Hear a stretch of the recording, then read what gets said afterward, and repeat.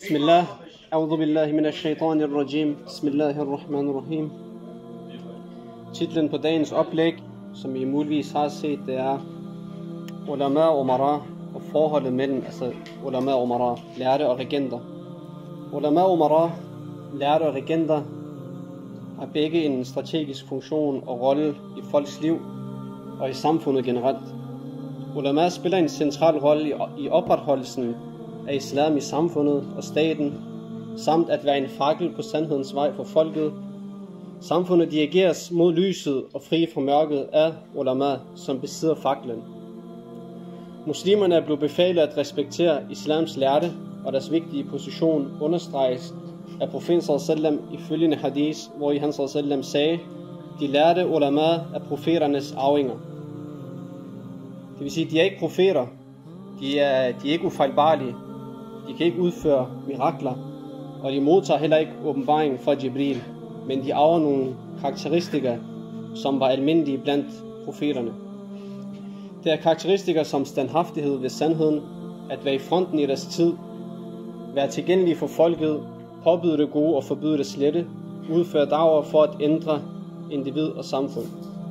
De går aldrig på kompromis med islam, og allierer sig heller ikke med nogen tyran eller despot, eller et undertrykkende system uagtede konsekvenser. I stedet ofrer de deres liv for at fremme Allahs ord og gøre hans ord til det højeste. Derfor fortjener de ummas respekt. Deres strategiske rolle og vigtighed i livet og staten illustreres yderligere i en hadith fra Bukhari og Muslim, hvor profeten sallallahu sagde: sandelig tilbageholder Allah ikke viden ved at tage det fra sine tjenere, men snarere tilbageholder han viden ved at tage de lærte sjæle, indtil ingen lærte forbliver, og folk følger uvidende ledere. De bliver spurgt, og de afsiger domme uden viden, således er de på vildspor og fører andre på afvej. Ulama er et arabisk ord og kommer fra ordet alim i ental, som betyder folk med viden. Ulama er lige med folk, der har forstået de islamiske videnskaber godt og bredt. Og det er et privilegie i islam at være en alim og en person, der besidder viden. Allah subhanahu wa ta'ala siger, bismillahirrahmanirrahim, innama yakhshallaha min ibadihil ulama. Kun de, der besidder viden, ulama, blandt Allahs tjenere, nær ærefrygt for ham. I et andet vers siger Allah subhanahu wa ta'ala, bismillahirrahmanirrahim, yarfa illahu allazina amanu minkum wallazina utul ilma darajat. Allah vil ophøje dem af jer, der tror og har fået viden i rang. Profeten sallallahu sagde, at en alim er hårdere mod shaitan end tusinde tilbedere, og sagde, at ulama er som stjernerne i himlen, fordi vej findes med dem i mørket på land og hav. Hvis disse stjerner forsvinder, vil dem, der fandt retledningen, komme på afvej. Profeten påpeger også i en anden hadith, at ulama ikke er som den almene muslim, fordi vedkommende er alim, og sammenligner det med månens overlegenhed over alle stjerner på en fuldmånenat. På den anden side er der umara, regenterne, som styrer folket med deres politik, og enten bringer goder eller elendighed til individerne, samfundet, staten og resten af verden. Derfor har forholdet mellem regenterne og de lærte altid været relevant og til diskussion igennem tiderne. Ulama har været dem, som igangsatte bilen, der gik ud, men blev efterladt på vejen, ligesom de har været dem, som blev kontaktet, når der var brug for det, fordi de blev anset som en stemme blandt folket. I den islamiske historie blev ulama ikke anvendt som politisk værktøj af regenterne, men ulama var stadig de politiske spillere, til trods for det her. Det var naturligt for en alim at tænke på, udforme og præsentere politiske løsninger med henblik på at kunne udvikle da'wah, samfundet og staten. Titlen som lært, det vil sige en alim, er til dem, der roses af islam og fortjener den. Den er til folk, der har kvalificeret sig til at løse muslimernes problemer, og ikke værdsætter andet end islams dominans, og som går i fronten for umma. Dem, som til fordel for muslimerne opgiver deres søvn. Det er de her, der er profeternes arvinger. Det er ikke en titel, som udstedes af en regent eller et universitet underlagt et uislamisk styre, der udsteder et diplom med denne titel. Den udstedes af islam til dem, som er kvalificeret til det og har gjort sig egnet til den. Men vi har også set ekstremerne. Den ene, hvor ulama og umara blev separeret fuldstændig, og det førte til implementering af sekularisme, demokrati og tyranni. Vi har også set den anden ekstrem, hvor det blev integreret fuldstændig, så ulama og umara blev en og sad i samme palads, og i virkeligheden blev resultatet det samme: implementering af sekularisme, demokrati og tyranni. I begge tilfælde vidnede man en tilstand, som aldrig ville have været muligt, hvis dette forhold mellem ulama og umara var sundt og blev opfattet korrekt. Tyranner, som historien aldrig har vidnet, dukket op. Systemer, som aldrig kunne have været forestillet sig implementeret over muslimerne, blev implementeret. En elendig tilstand, som ties ihjel og vendes det blinde øje, blev en realitet. Du får en plads, et rum, en talerstol, også et publikum, hvis du støtter den siddende magt. Omvendt bliver du mistænkt, hvis du har politiske holdninger og en eller anden form for attitude, som anses for at være i kontrast og i modstrid med den siddende magt. Det er derfor muligt at finde ulama, som taler på tv i deres eget studie til 100.000 og endda sidder i regenternes paladser til milliarder. Og på den anden side ulama, som kriminaliseres, er fængslet, sendt i eksil, lever under jorden eller eventuelt ligger i hospitalernes lighus. Derfor er der behov for at undersøge og tage et kig på forholdet mellem de her to, ulama og umara. Forholdet mellem ulama og umara skal være begrænset til da'wa og amr bil ma'ruf og nahy anil munkar. De må ikke blive fanget i verdslige nydelser og interesser, så deres tunge lammes over for sandheden. Den kendte Shafi'i-lært Imam Mawardi oplister regentens rolle og ansvar og siger, at det er 1. At sikre den korrekte implementering af din. 2. At applicere sharia-lovene på korrekt vis i enhver sag. 3. Sikre statens sikkerhed. 4. Håndhæve straffelovene, så folks rettigheder beskyttes.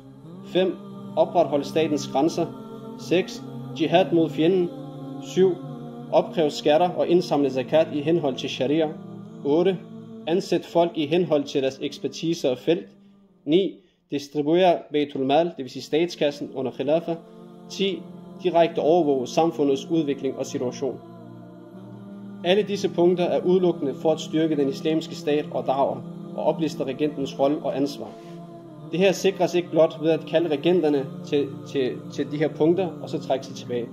Det er tydeligt, at der på en eller anden måde skal være et forhold mellem de lærte og regenterne for at kunne sikre et retfærdigt, velfungerende og harmonisk samfund.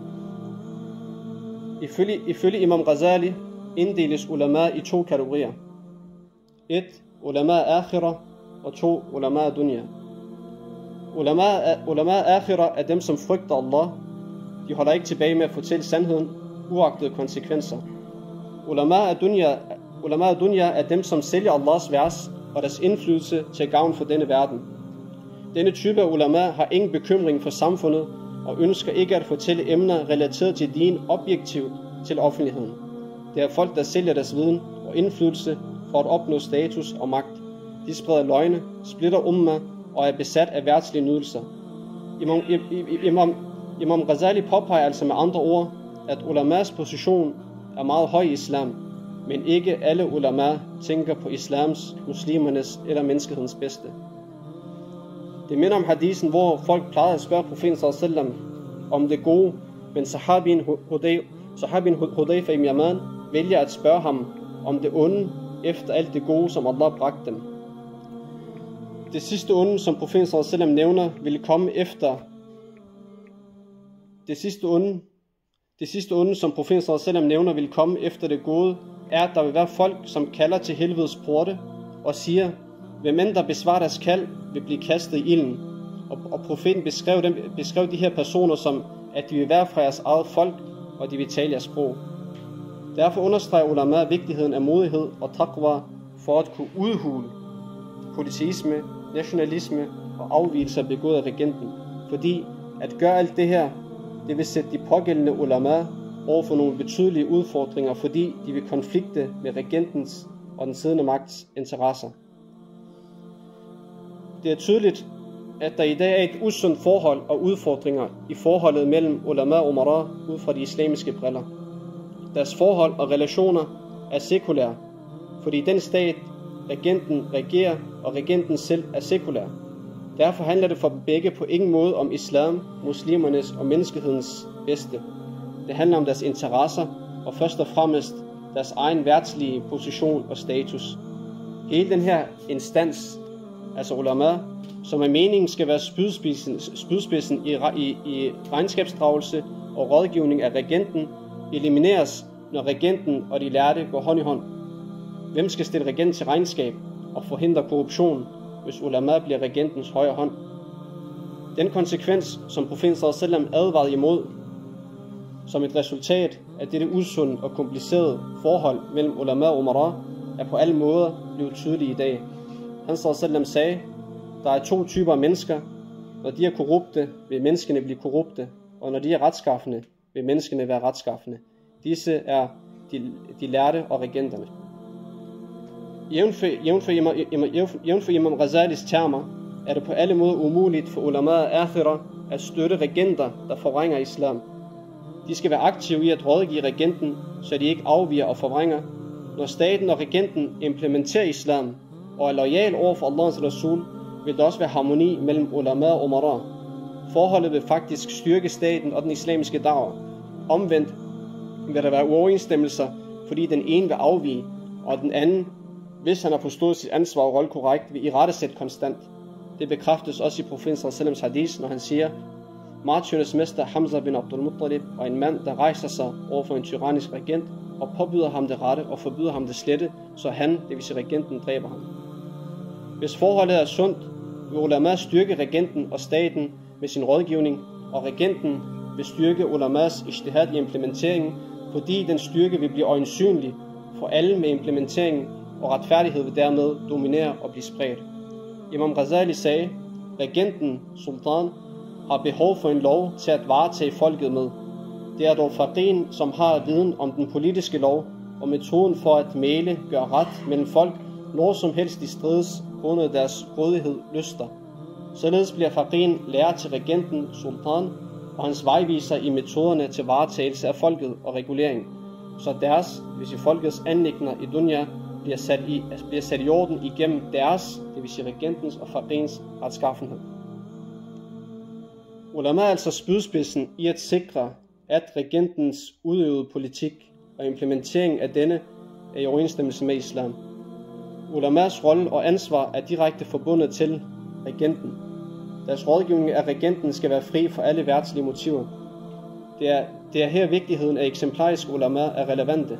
For ulama, som ikke har deres loyalitet til umma, og som føres væk af verdslige motiver og goder, mister også tilliden og respekten blandt folk. De vil eksistere, men ikke respekteres. Ulama bærer profeternes opgave at sprede islam. Profeten sallallahu succes lå først og fremmest i at være et eksempel for sit folk ud fra islam, i kraft af hans opgave som en profet, både over for den fattige, rige, den med viden, handelsfolk, ledere osv. Hvordan kan ulama, som ikke er eksemplariske i kraft af deres rolle og ansvar i lyset af islam, forvente ummas respekt? I dag er vi vidner til ulama, som sidder med regenter på åben skærm og endda inden for lukkede døre. Selvom profeten sallallahu sagde, når en person kommer tættere på en regent, vil han komme længere væk fra Allah.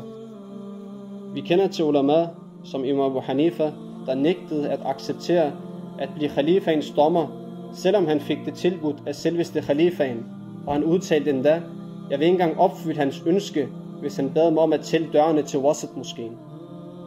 Og Ahmad bin Hanbal, som ikke tolererede, at hans søn modtog en gave fra regenten, og nægtede at spise af hans søns mad. Eller Ibn Abdissalam, der fik titlen sultanen af ulama, og nægtede at give en fatwa til regenten, som regenten selv havde bedt om, for at legitimere en aftale med islams fjender.